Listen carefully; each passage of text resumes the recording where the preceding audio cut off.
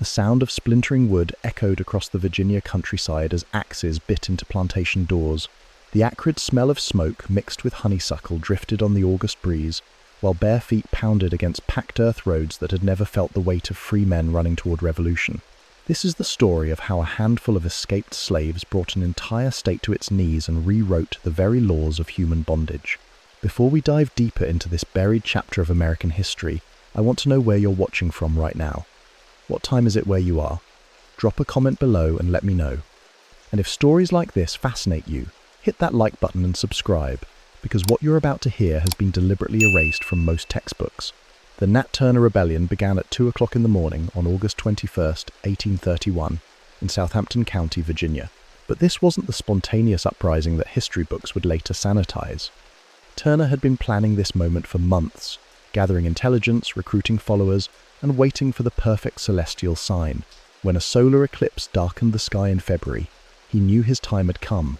Turner moved through the pre-dawn darkness with 6 trusted men, their faces set with the grim determination of people who understood that freedom required blood. They carried stolen axes, hatchets, and broadwords, tools that had built the plantation system now turned against their masters. The first house belonged to Joseph Travis, Turner's legal owner, a man who considered himself a kind master because he allowed Turner to preach to other slaves. The irony was deliberate. Turner would begin his war for freedom in the home of the man who owned his soul. From Turner's recorded confession, "We entered the house and found the family asleep. I struck the first blow with a hatchet, but the blow glancing gave him several wounds without killing him. Will stepped forward and dispatched him with a broadaxe. The killing spread like wildfire across Southampton County. House by house, plantation by plantation, Turner's army grew. Field hands joined the rebellion, some willingly, others pressed into service at sword point. By noon, nearly 60 armed rebels moved through the countryside, leaving behind scenes that would haunt Virginia for generations. But here's what most people don't understand about Turner's rebellion. This wasn't random violence or mindless revenge. Every target was chosen with surgical precision. Turner struck at the heart of the plantation system, targeting slaveholders who represented different aspects of the institution. Travis, the supposedly benevolent owner. Salathiel Francis, who worked his slaves until they dropped. Captain Newett Harris, whose wealth came from breeding human beings like livestock. The rebels moved with military discipline, seizing horses, weapons, and supplies. They understood that this was war, not murder. Each death served a strategic purpose, designed to spread terror through the white community while demonstrating that the supposedly docile slave population could organize, plan, and execute coordinated attacks. As word spread through Virginia's plantation network, something unprecedented happened. White families who had never questioned their safety began fleeing their homes. Some gathered in churches and courthouses, transforming places of worship and justice into fortresses. Others abandoned their properties entirely, racing toward Norfolk and Richmond with whatever possessions they could carry. The psychological impact was immediate and devastating. If slaves could organize this kind of rebellion in Southampton County, what was to stop similar uprisings across the South? How many other Turners were quietly planning in cotton fields and tobacco barns? By evening, Turner commanded nearly 70 followers, but the momentum was already shifting. White militias had mobilized, and federal troops were marching south from Norfolk. The rebellion that had seemed unstoppable at dawn would face its greatest test as darkness fell. But the real revolution wasn't happening in the fields and farmhouses of Southampton County. It was taking place in the minds of legislators, who were already drafting laws that would fundamentally reshape the institution of slavery throughout the South. What they created in response would be far more brutal than anything Turner himself had imagined. Musket fire cracked through the humid Virginia air like dry kindling. The metallic taste of gunpowder settled on tongues already bitter with fear, while horse hooves drummed against clay roads turned muddy with blood and August rain. The rebellion that had started with axes was about to meet organized resistance that would make Turner's violence look restrained. By 10 o'clock Monday morning, Turner's force had swelled to nearly 70 men, but they faced a problem no amount of righteous anger could solve. Most carried farm tools against an enemy armed with military-grade weapons. The Virginia militia had mobilized with terrifying efficiency, drawing on decades of preparation for exactly this scenario. Captain Alexander Pete commanded the Jerusalem Cavalry, a unit that had drilled monthly since 1828, specifically to suppress slave uprisings. His men knew Southampton County's roads, had studied its plantations, and understood that speed mattered more than mercy. They rode hard from the county seat, their sabers catching morning light like promises of retribution. The first major engagement occurred at the Parker plantation, where Turner's rebels had stopped to recruit more followers. Pete's cavalry thundered across the tobacco fields, their battle cry echoing off farmhouse walls. Remember the innocents. But innocence, in Southampton County, had become a luxury no one could afford. Turner watched from a ridge as his carefully organised army began to fracture under professional military pressure. Some rebels broke and ran for the swamps. Others stood their ground and died where they fought. A few, desperate and cornered, committed acts that would haunt the collective memory of Virginia for generations. The violence was no longer one-sided. From the Norfolk Herald, August 23, 1831, the roads are strewn with the bodies of both races. What began as servile insurrection has become mutual slaughter. But here's what the newspapers didn't report. White militias, inflamed by rumours and racial terror, had begun killing any black person they encountered. Whether connected to the rebellion or not, free blacks who had lived peacefully in Southampton County for decades found themselves hunted like animals.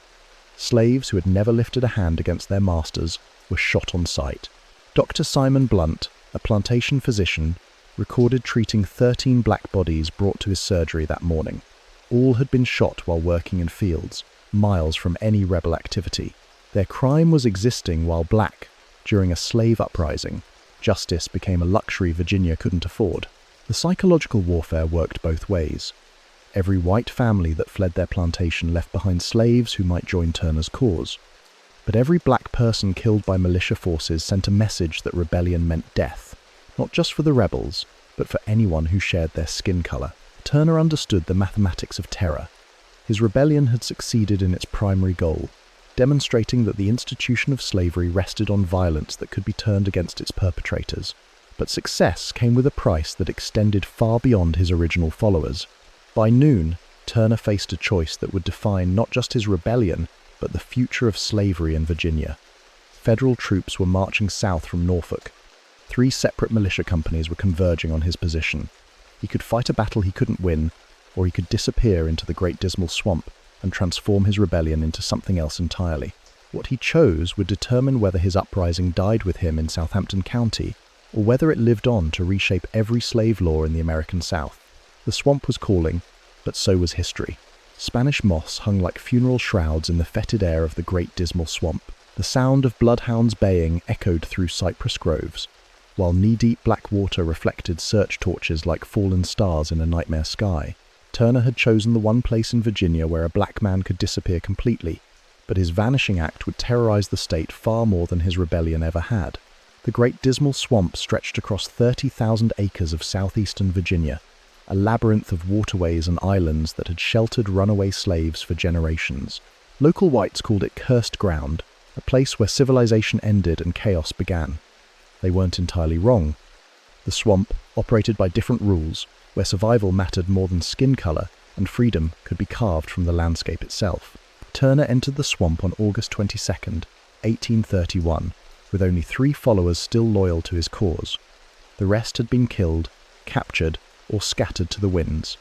But in losing his army, Turner had gained something more valuable: the power of the unknown. As long as he remained free, every shadow could hide a rebel, every rustling bush could conceal an uprising. From the Richmond Enquirer, August 25th, 1831, the fiend Turner remains at large. Until he is brought to justice, no plantation owner can sleep soundly in his bed. Governor John Floyd understood the mathematics of terror better than most. He'd received reports from across Virginia describing spontaneous slave uprisings that existed only in the minds of panicked overseers. Field hands looking up from cotton picking were interpreted as signs of rebellion. Slaves gathering for Sunday worship became evidence of conspiracy. The mere possibility that Turner remained free had transformed Virginia into a powder keg waiting for a spark. Floyd authorized the largest manhunt in Virginia history. 3,000 militia members, federal troops, and civilian volunteers combed Southampton County and the surrounding swampland. They carried orders that made clear the priority. Turner must be taken dead or alive, but preferably alive for public execution. The search parties found traces everywhere, and Turner nowhere. A campfire still warm on Shell Island, footprints in the mud near Riddick's Bridge. Witnesses who swore they'd seen him walking on water like some Old Testament prophet. The swamp seemed to be protecting him, offering sanctuary that no church or courthouse would provide. But Turner wasn't hiding. He was planning. Deep in the swamp's heart, on an island accessible only by paths known to runaway slaves, Turner established what amounted to a shadow government. Escaped slaves from across the region began arriving, drawn by rumors that the prophet who'd struck down the masters was building something new in the wilderness. Within weeks, nearly 200 people had gathered, creating the largest free black community in Virginia history.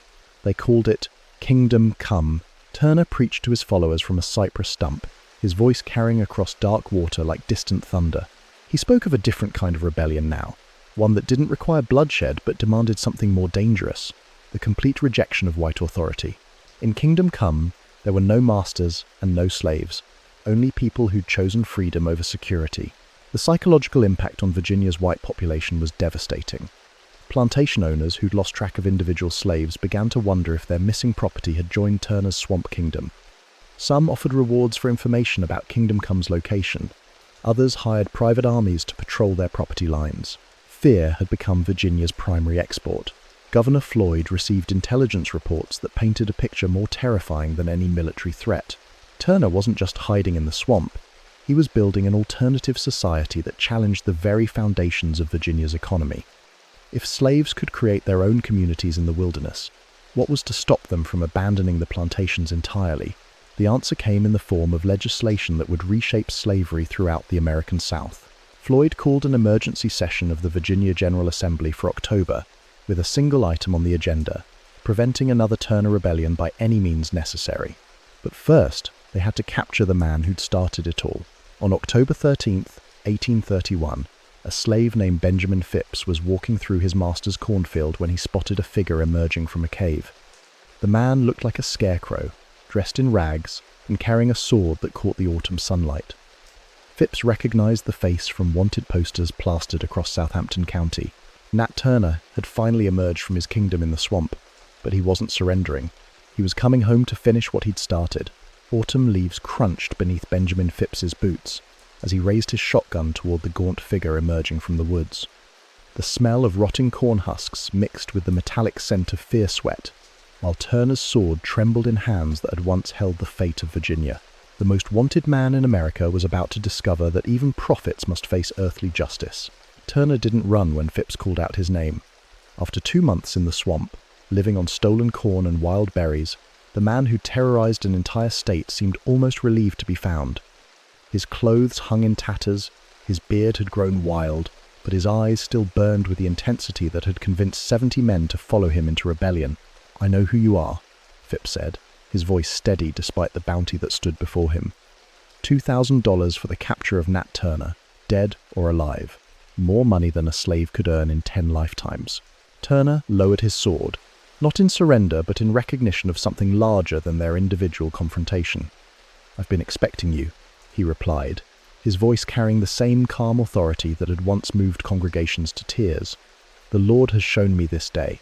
The capture occurred at exactly 2:30 in the afternoon on October 30th, 1831, in a cornfield that belonged to Phipps's master, Dr. Francis. Within hours, word had spread across Southampton County like wildfire through dry timber. Church bells rang in celebration. Plantation owners who'd slept with loaded guns for 2 months finally allowed themselves to breathe. But Turner's capture would prove far more dangerous to Virginia's social order than his rebellion ever had. Sheriff William Parker transported Turner to the Southampton County Jail in Jerusalem, a brick building that had never held a prisoner of such notoriety. Crowds gathered outside, some calling for immediate execution, others demanding the chance to see the man who'd brought their world to its knees. Turner sat in his cell with the patience of someone who understood that his real work was just beginning. The interrogation began November 1st, conducted by Thomas Ruffin Gray, a local lawyer who recognized the historical significance of what he was witnessing. Gray understood that Turner's words would be studied, analyzed, and debated for generations.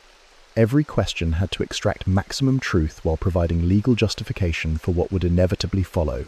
From Gray's published confession, Turner showed no remorse for his actions, describing the killings with the detached precision of a military commander discussing battlefield tactics.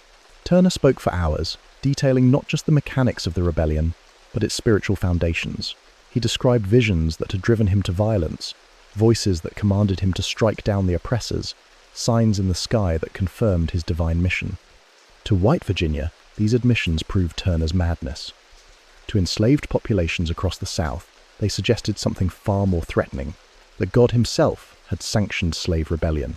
The confession revealed strategic thinking that terrified Virginia's leadership. Turner had studied his targets for months, learning their routines, their vulnerabilities, their connections to the broader plantation network. He'd recruited followers based on specific skills, turning field hands into cavalry, house servants into intelligence gatherers, blacksmiths into weapons manufacturers. This wasn't the spontaneous uprising of ignorant field hands that white Virginians preferred to imagine. Turner had created a military organization that challenged every assumption about slave capacity for complex planning and execution. Governor Floyd received Gray's preliminary report on November 3rd and immediately understood its implications. Turner's rebellion hadn't been an aberration, it had been a proof of concept. If one educated slave could organize this level of resistance, what was to stop others from following his example? The answer lay not in individual punishment, but in systematic legal transformation. Floyd called for an emergency session of the Virginia General Assembly, scheduled to convene November 7th.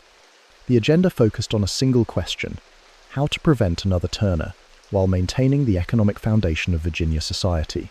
The solution would require rewriting the legal definition of slavery itself. Meanwhile, Turner's trial proceeded with the efficient brutality of predetermined justice. Judge Jeremiah Cobb presided over proceedings that lasted exactly 1 day. The evidence was overwhelming, the outcome inevitable, but the legal precedent being established would echo through American jurisprudence for decades. Turner was sentenced to death by hanging on November 11th, 1831, but his execution would be far more than individual punishment. Virginia planned to transform Turner's death into a spectacle that would discourage future rebellions while demonstrating the state's absolute power over enslaved bodies. What they didn't anticipate was how Turner's final words would inspire the very legislation they were crafting to prevent another uprising. Standing on the gallows platform, Turner looked out over the crowd of nearly 3,000 spectators and spoke with the same calm authority that had defined his entire rebellion. His words would be reported in newspapers across the nation, inspiring abolitionists and terrifying slaveholders in equal measure. But it was what happened after Turner's death that would reshape slavery throughout the American South, creating laws so restrictive they would make Turner's original rebellion look like child's play. The real revolution was about to begin in the Virginia State House, where terrified legislators were preparing to write fear itself into law. The scratch of quill pens filled the Virginia State House like the sound of insects devouring paper. Tobacco smoke hung heavy in chambers, where sweating legislators debated how to transform terror into legal code, while outside, Richmond's cobblestones echoed with the footsteps of citizens demanding protection from ghosts they couldn't name. Turner's execution had ended the rebellion, but his ideas were about to reshape slavery throughout the entire American South. The Virginia General Assembly convened an emergency session on November 7th, 1831, just 4 days before Turner's scheduled execution. Governor John Floyd opened the proceedings with a speech that abandoned all pretense of political diplomacy. Virginia faced an existential threat, he declared, one that required unprecedented legal measures to prevent the complete collapse of their social order. The debate that followed would reveal the psychological damage Turner's rebellion had inflicted on Virginia's white population. Delegate after delegate rose to describe a world where trusted house servants might be planning murder, where faithful field hands could transform into armed revolutionaries, where the very foundation of plantation society rested on an illusion of control that Turner had shattered forever. Thomas Jefferson Randolph, grandson of the former president, proposed the most radical solution: gradual emancipation, coupled with colonization to Africa. His argument was coldly logical. If slavery inevitably produced rebellions like Turner's, then slavery itself was too dangerous to maintain. Better to eliminate the institution gradually than face its violent destruction. The proposal ignited the most intense debate in Virginia legislative history. From the Richmond Inquirer, November 15th, 1831, the Turner insurrection has forced Virginia to confront the fundamental contradiction at the heart of our society. Can we maintain an institution based on bondage without creating the very conditions that make rebellion inevitable? Randolph's emancipation proposal gained surprising support from unexpected quarters. Planters from Western Virginia, where slavery was less economically vital, argued that Turner had demonstrated the impossibility of maintaining permanent bondage over an intelligent population. Some Eastern planters, traumatized by 2 months of living in fear, privately admitted that gradual emancipation might be preferable to constant terror. But economic reality overwhelmed moral philosophy. Virginia's tobacco and cotton economy depended on enslaved labor worth an estimated $120 million. Emancipation, even gradual, would destroy the wealth of thousands of families and transform Virginia from a prosperous state into an economic wasteland. The compromise that emerged was far more sinister than either emancipation or status quo maintenance. Laws became chains forged from fear. Instead of eliminating slavery, Virginia's legislature decided to perfect it through legal restrictions so comprehensive they would eliminate any possibility of future rebellion. The package of bills that emerged from committee hearings would transform enslaved people from human property into something closer to livestock, stripping away even the minimal rights they'd previously enjoyed. The first law prohibited enslaved people from learning to read or write. Turner's ability to study military tactics, read newspapers, and forge documents had convinced legislators that literacy itself was a weapon too dangerous for slaves to possess. Teaching a slave to read became a crime punishable by 39 lashes for the teacher and sale out of state for the student. The second law banned enslaved people from gathering without white supervision. No more religious meetings, no more social celebrations, no more opportunities for the kind of planning that had made Turner's rebellion possible. Any group of more than 5 slaves required a white overseer present at all times. The third law eliminated the legal rights of free blacks entirely. Turner's rebellion had convinced Virginia's legislators that free blacks served as inspiration and support network for enslaved rebels. Every free black person in Virginia would be required to leave the state within 12 months or face re-enslavement. Governor Floyd signed the package into law on December 12, 1831, creating what historians would later call the most restrictive slave code in American history. But Virginia was just the beginning. Other southern states, terrified by reports of Turner's rebellion, began drafting similar legislation. The psychological revolution Turner had triggered was spreading faster than any military campaign could have achieved. Fear was rewriting the law across the entire South, creating a legal framework so oppressive that it would make Turner's original grievances seem moderate by comparison. But there was one provision in Virginia's new slave code that legislators kept secret from the public, a clause so extreme that even Floyd hesitated before signing it into law. What they authorized would make Turner's rebellion look like a peaceful protest compared to the systematic violence the state was about to unleash on its own population. Candlelight flickered across Governor Floyd's desk as he read the final clause of Virginia's new slave code for the third time. The smell of melting wax mixed with the acrid scent of fear sweat, while his trembling hand hovered over legislation that would authorize violence beyond anything Turner had imagined. What Virginia was about to legalize would make the rebellion look like a Sunday school lesson in restraint. The secret provision buried deep in Section 12 of the Virginia Slave Code authorized what legislators euphemistically called preventive enforcement. In plain language, it gave plantation owners, overseers, and local militias the legal right to use any means necessary to prevent future uprisings, including torture, mutilation, and public execution without trial. Floyd understood the implications better than most. Turner's rebellion had killed 60 white Virginians over 3 days. The law Floyd was about to sign would authorize the systematic brutalization of Virginia's entire black population for generations to come. The provision emerged from closed-door committee hearings, where legislators shared their darkest fears about slave rebellion. Delegate William Brodnax from Dinwiddie County had argued that traditional punishment was insufficient to deter future Turners. Physical violence, he claimed, was the only language slaves truly understood. From the private journal of Delegate James McDowell, December 8, 1831, "We are authorizing barbarism to prevent barbarism. God forgive us. But I see no alternative that preserves our civilization." The committee had studied reports from other slave societies, particularly Haiti, where successful slave rebellion had eliminated white rule entirely. They concluded that Virginia faced a choice between preemptive brutality and eventual extinction. The mathematics were coldly simple: terrorize the enslaved population so completely that no future Turner would dare emerge. The enforcement mechanisms they authorized were designed to operate outside normal legal channels. Plantation owners could now subject suspected rebels to interrogation techniques that would have been illegal if used on white criminals. Local militias gained authority to conduct searches, seizures, and punishments without warrants or trials. Suspected conspiracies could be broken through methods that previous Virginia law had considered torture. Legal brutality became patriotic duty. The provision included a particularly sinister clause requiring enslaved people to report suspicious behavior by other slaves. Failure to inform on potential rebels became punishable by public whipping and sale away from family. Virginia was systematically destroying the bonds of trust that held slave communities together, turning every plantation into a network of unwilling informants. But the law's most devastating innovation was the concept of collective responsibility. If any enslaved person on a plantation committed an act of rebellion, every slave on that property faced punishment. Masters could now legally brutalize their entire workforce based on the actions of a single individual, creating incentives for slaves to police each other's behavior. Governor Floyd signed the legislation at 11:45 p.m. on December 12, 1831, in a private ceremony witnessed only by his secretary and personal physician. The doctor's presence was necessary because Floyd had been suffering from what he described as nervous episodes since Turner's capture, symptoms that modern observers might recognize as trauma-induced anxiety. The law took effect immediately, and its impact was swift and devastating. Within weeks, reports began arriving in Richmond describing enforcement actions that shocked even hardened plantation veterans.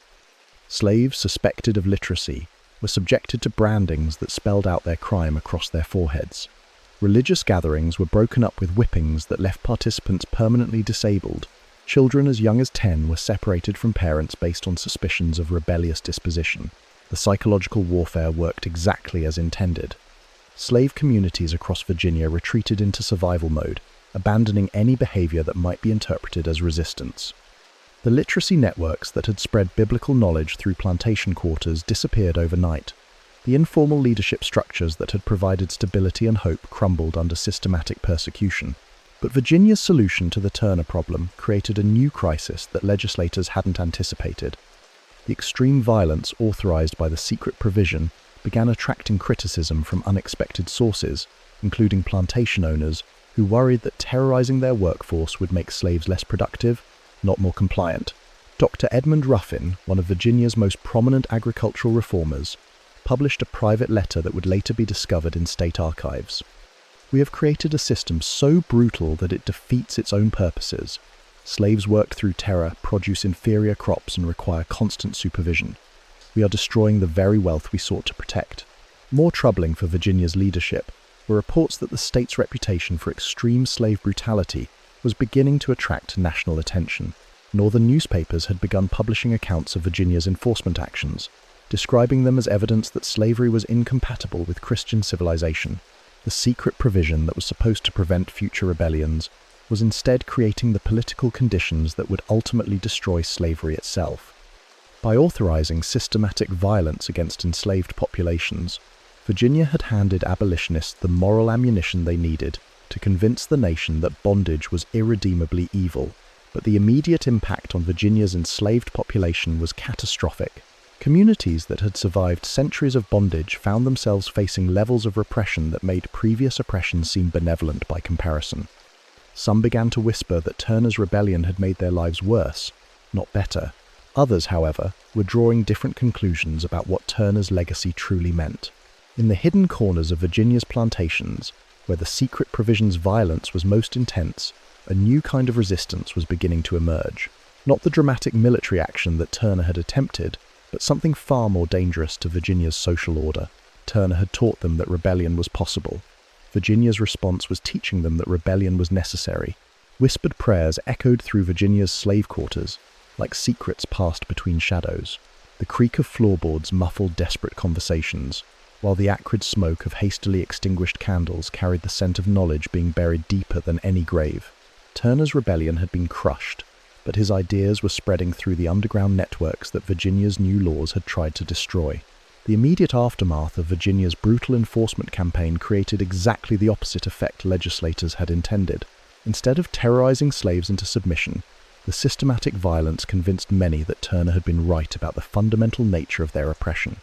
If teaching a child to read warranted a branding, if gathering for prayer earned a whipping, if existing while black invited torture, then the system itself was beyond reform. Martha Reynolds discovered this truth firsthand when militiamen raided her cabin on the Braxton plantation near Richmond. They'd received reports that someone was conducting illegal prayer meetings, gatherings that violated Virginia's new restrictions on slave assemblies. What they found was a 70-year-old woman teaching children Bible verses from memory, since none of them could legally learn to read the words themselves. The punishment was swift and public. Martha received 39 lashes while the children watched, then was sold to a cotton plantation in Alabama where she died within 6 months. Her crime: preserving the Christian education that plantation owners had once encouraged as a tool for creating docile workers. The message was unmistakable. Virginia's new order left no room for even the most benign forms of slave community or culture, but Martha's story spread through Virginia's slave quarters faster than any militia could suppress it. Her suffering became a parable that enslaved people shared in whispered conversations, a reminder that the system they served would destroy them regardless of their compliance or resistance. If even Christian grandmothers weren't safe from Virginia's legal brutality, then safety itself was an illusion. From a letter intercepted by authorities, writer unknown, date estimated March 1832, "The prophet showed us the truth with sword and fire. Now they show us the same truth with law and lash. Freedom don't come from asking nice." Underground networks that had operated for decades began transforming in response to Virginia's crackdown. The informal communication systems that had connected plantations across the state evolved into something more sophisticated and dangerous. Instead of simply sharing news and maintaining family connections, these networks began developing what amounted to a parallel intelligence service. Enslaved people who worked in the big houses started paying closer attention to their masters' conversations, memorizing details about troop movements, legislative debates, and plantation vulnerabilities. Field hands began mapping escape routes with military precision, noting patrol schedules and safe houses. Kitchen workers learned which plants could poison and which could heal, knowledge that carried implications beyond traditional folk medicine. Revolution was becoming a science. The most significant development occurred in Richmond itself, where enslaved people who worked in government buildings had access to information that would have astounded their masters. Gabriel Prosser's nephew, Denmark Willis, worked as a janitor in the state capitol and had developed the ability to read despite Virginia's new literacy laws. He began copying documents and sharing intelligence that revealed the full scope of Virginia's plans for controlling the enslaved population. Through Willis, slave communities learned about pending legislation before white plantation owners heard the news. They discovered which militias were being mobilized and where enforcement raids were planned. Most importantly, they learned that Virginia's brutal response to Turner's rebellion was being copied by other southern states, creating a regional system of oppression that made individual escape increasingly difficult. This intelligence convinced many enslaved people that Turner's approach had been correct in principle but flawed in execution. A successful rebellion couldn't be confined to a single county or even a single state.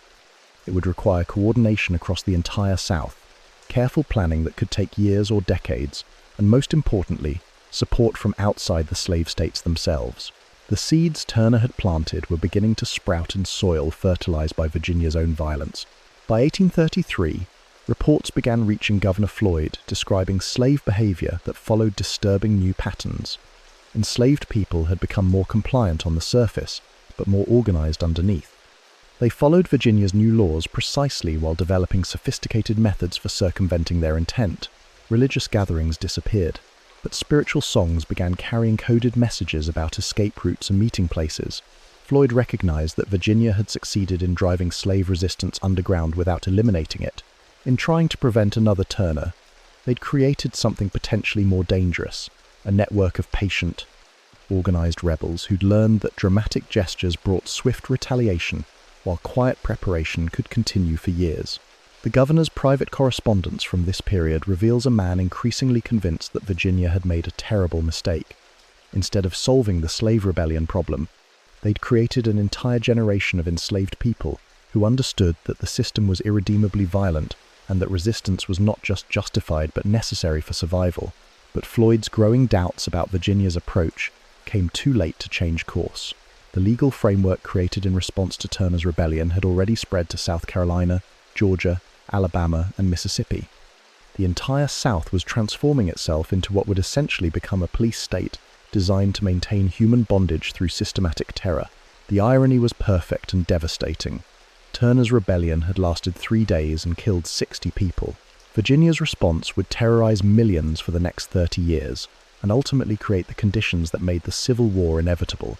Turner had wanted to end slavery in Virginia, Instead, he'd shown the South exactly how far they were willing to go to preserve it, and that knowledge would eventually destroy them.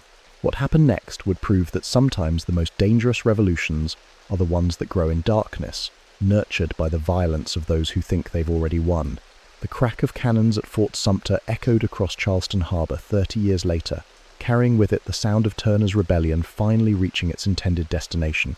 Gunpowder smoke drifted over waters that had carried slave ships for centuries, while Confederate and Union soldiers prepared to fight a war that Turner had made inevitable, with 6 men and a handful of farm tools. The revolution that began in Southampton County had finally grown large enough to tear a nation apart.